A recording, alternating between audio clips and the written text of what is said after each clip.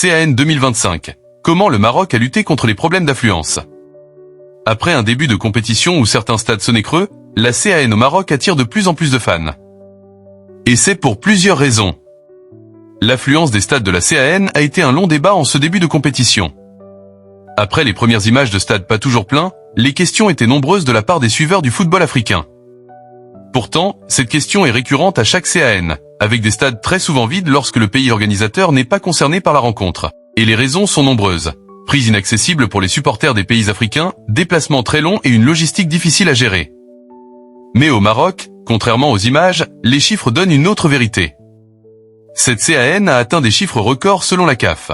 Juste avant le commencement de la CAN, le secrétaire général de l'instance du football africain, Véron Mozengo-Omba, avait annoncé que plus d'1 million de billets avaient été vendus en 5 jours, dépassant la totalité de la compétition en Côte d'Ivoire, mais aussi que les records de journalistes accrédités et de sponsors partenaires avaient été largement battus. Après les huitièmes de finale, plus de 956,788 spectateurs ont assisté à la CAN au Maroc contre 817,313 en Côte d'Ivoire.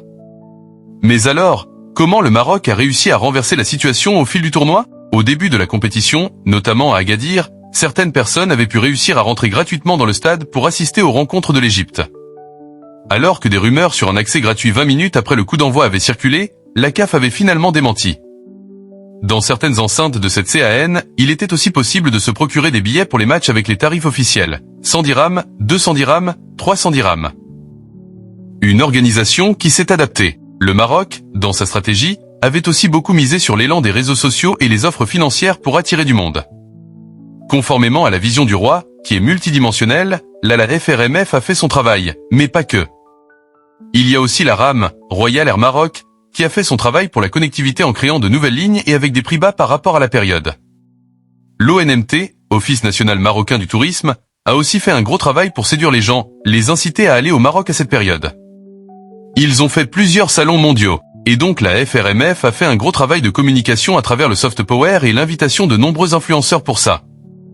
En septembre, un médiatour avec plus de 250 journalistes et créateurs de contenu des pays du monde entier a été organisé, nous explique Omar Kiari, conseiller du président de la FRMF, Fouzi Lekja. Les influenceurs présents sur place sont effectivement nombreux et il n'est pas rare d'en croiser, parfois même dans la zone.